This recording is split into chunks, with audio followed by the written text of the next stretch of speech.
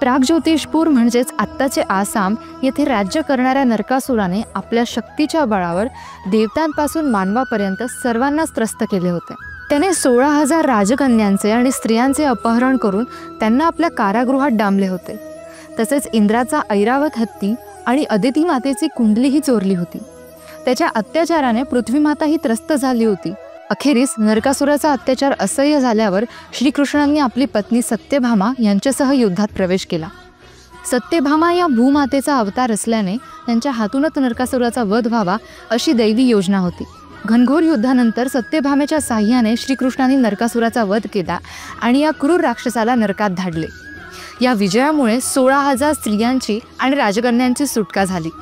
नरकासुराच्या वधानंतर लोकांनी पहाटे लवकर उठून मंगल स्नान केले आणि सर्वत्र दिवे लावून आनंदोत्सव साजरा केला।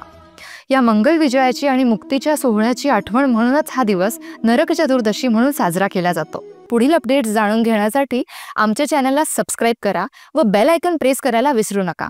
आपण भेटूयात पुढच्या भागात। धन्यवाद। शुभ दीपावली।